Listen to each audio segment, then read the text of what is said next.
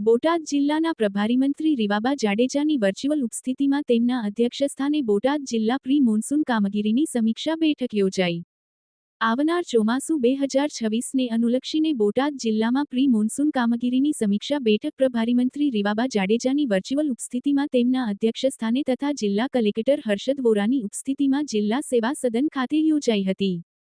બેઠકમાં જિલ્લા વહીવટી તંત્રના અધિકારીઓ સાથે ચોમાસા પૂર્વે જરૂરી સાવચેતીના પગલાં, રાહત અને બચાવ કામગીરી અંગે વિસ્તૃત ચર્ચા કરવામાં આવી હતી.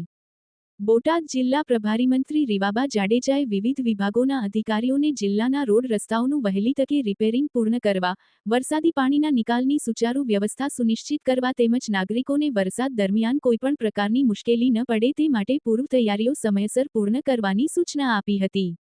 જિલ્લા કલેક્ટર હર્ષદ વોરાએ જિલ્લાના ચારેય તાલુકાના અધિકારીઓને આપત્તિ વ્યવસ્થાપન અંતર્ગત રાહત અને બચાવ કામગીરી અસરકારક રીતે અમલમાં મૂકવા માર્ગદર્શન આપ્યું હતું.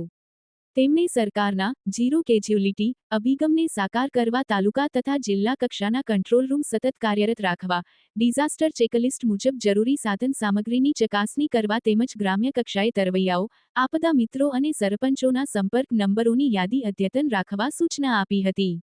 ઉપરાંત શાળાઓ તથા સરકારી ઇમારતોમાં પાણી, વીજળી અને ભોજન સહિતની સુવિધાઓ સાથે શેલ્ટર હોમ તૈયાર રાખવા, ગત વર્ષના વરસાદના આંકડા તથા ઉપલબ્ધ સંસાધનોના આધારે આગોતરી આયોજન કરવા તેમજ દરેક તાલુકામાં આપત્તિ વ્યવસ્થાપન તંત્ર સંપૂર્ણ સજ્જ રહે તે માટે રચનાત્મક સૂચનો પણ કર્યા હતા. જિલ્લા વિકાસ અધિકારી બી.સી.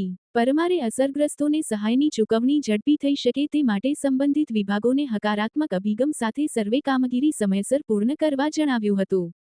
વધુમાં તેમણે ખાસ કરીને વીજળી, પાણી, રસ્તા અને આરોગ્ય વિભાગના અધિકારીઓને પોતાના વિભાગની ચોમાસા પૂર્વ તૈયારીઓની સમીક્ષા કરી લેવા તેમજ કોઈપણ માનવ જાનહાનિ, પશુ જાનહાનિ અથવા મકાન નુકસાન અંગે કંટ્રોલ રૂમને તાત્કાલિક પ્રાથમિક જાણ કરવાની સૂચના આપવામાં આવી હતી, જેથી રાહત અને બચાવ કામગીરી ઝડપથી હાથ ધરી શકાય.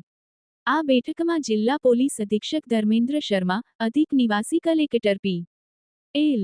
જણકાત, નાયબ કલેક્ટર મેહુલ પાંડોર, જિલ્લા પુરવઠા અધિકારી અર્જુન ચાવડા, માર્ગ અને મકાન વિભાગ, સ્ટેટ તથા પંચાયત ના કાર્યપાલક ઇજનેર, વન વિભાગ, જિલ્લા શિક્ષણાધિકારીશ્રી, પીજીવીસીએલ આરોગ્ય વિભાગ, મામલતદારો, સહાયક માહિતી નિયામક સહિત વિવિધ વિભાગોના અધિકારીઓ ઉપસ્થિત રહ્યા હતા.